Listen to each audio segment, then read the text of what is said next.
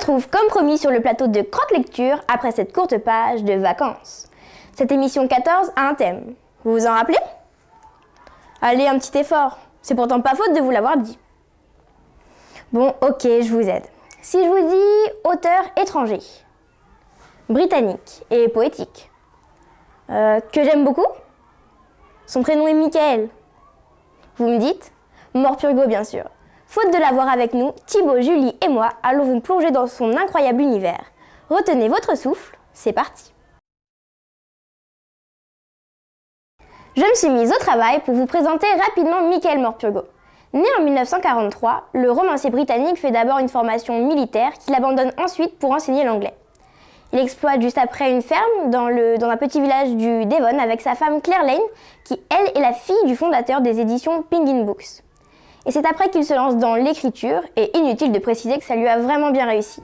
Ses livres sont traduits dans le monde entier et même parfois adaptés au cinéma, comme Le Roi de la Forêt des Brumes qui lui a été adapté en tant que dessin animé, mais aussi comme un autre livre que Thibaut et Julie viendront nous présenter tout à l'heure. En Angleterre, il est l'un des écrivains préférés des enfants, et c'est sûrement pour ça qu'il a eu son Children's Laureate de 2003 à 2005.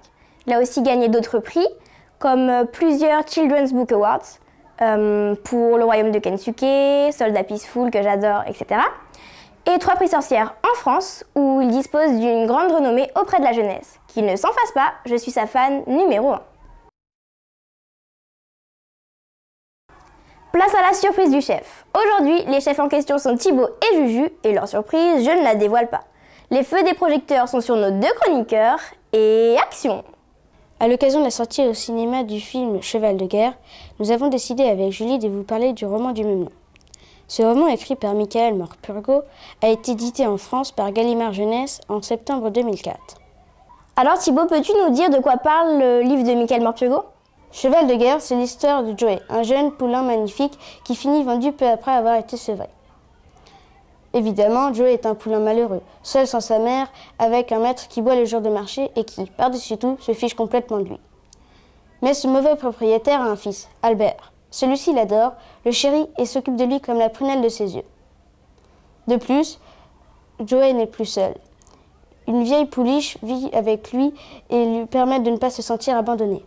Les années passent et Joey devient un grand et magnifique cheval. Il est désormais dans la force de l'âge. Le père d'Albert le remarque et il décide de le faire travailler dans les champs malgré les protestations de son fils. Les jours passent et Joey s'améliore.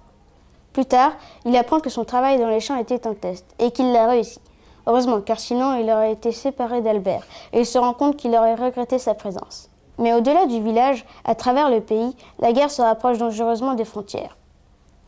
Un jour, Joey est amené par le père d'Albert au village et finit vendu pour rembourser ses dettes. Il est désormais un cheval de guerre et sert pour la cavalerie.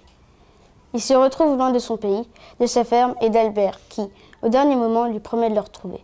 Et toi, Julie, est-ce que tu l'as apprécié?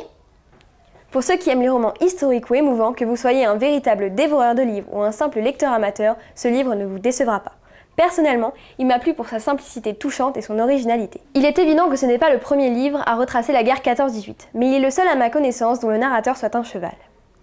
Évidemment, on perçoit toujours la Première Guerre mondiale comme une atrocité, mais aussi avec une vision claire et simple de la situation.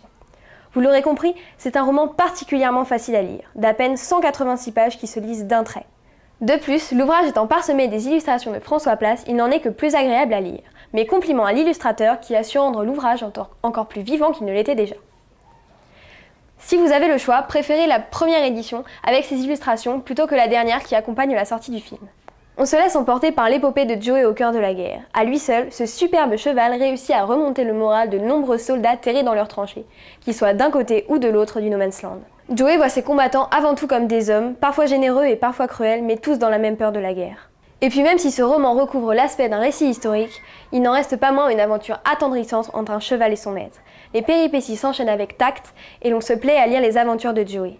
On en vient même à espérer, comme tous les autres personnages de ce livre, qu'il survivra parce que... Non, je ne vais pas vous le dire, ça gâcherait le suspense.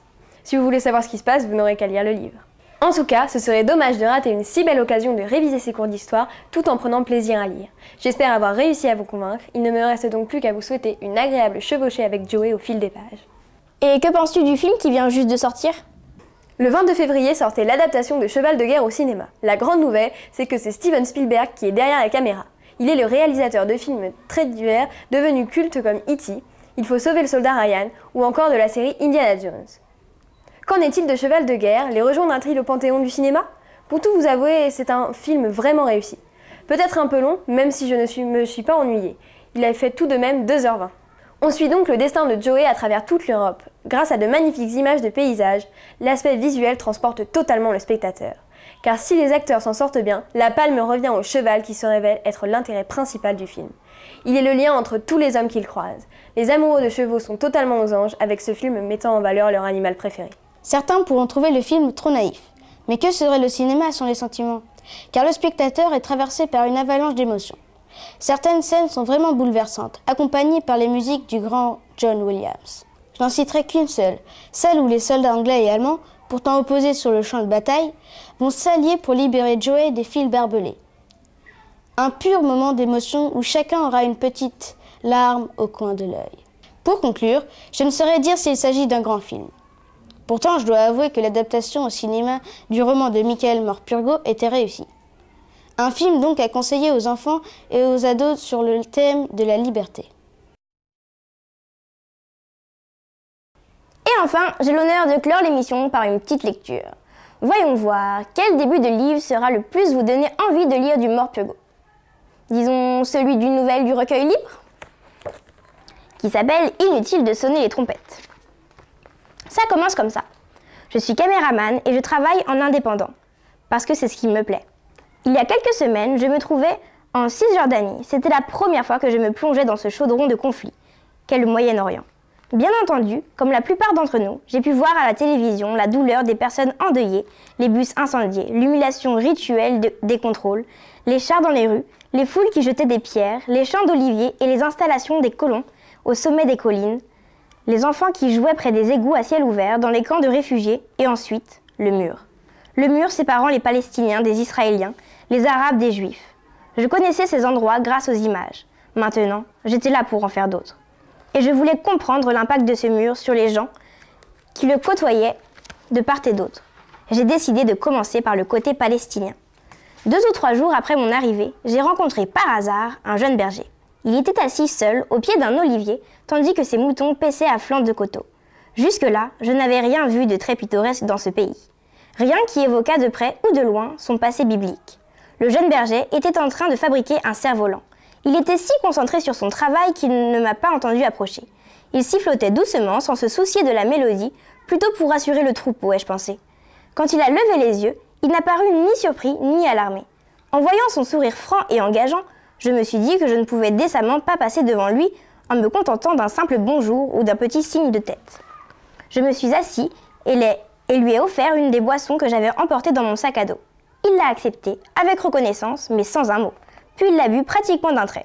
J'ai tapoté ma caméra, lui ai dit qui j'étais, après quoi nous nous sommes serrés la main. J'ai essayé de communiquer en anglais, puis me servant de quelques mots d'arabe que j'avais appris. Pour toute réponse, il m'a offert son sourire. Il avait l'air content que je sois là et semblait désireux que je reste, mais apparemment, il ne comprenait strictement rien à ce que je lui disais. Du coup, j'ai fini par me taire et je l'ai regardé s'affairer à son cerf-volant. Les moutons se sont peu à peu rassemblés autour de nous pour profiter de l'ombre de l'arbre, chargeant l'air ambiant de leur odeur âcre et forte. Donc voilà le début de la nouvelle. Et le recueil est à découvrir avec plusieurs auteurs comme Eoin Colfer ou Mallory Blackman. Je vous le conseille. Alors, ce numéro a-t-il plu à mes croque lecteurs chéris? N'oubliez pas de laisser vos commentaires sur Facebook, notre blog ou sur YouTube. Et notez dès maintenant dans vos agendas que le prochain reportage au Salon du Livre de Paris sera mis en ligne début avril et que le numéro 17 portera sur la sortie au ciné de Hunger Games. Une émission à ne louper sous aucun prétexte. Bon appétit!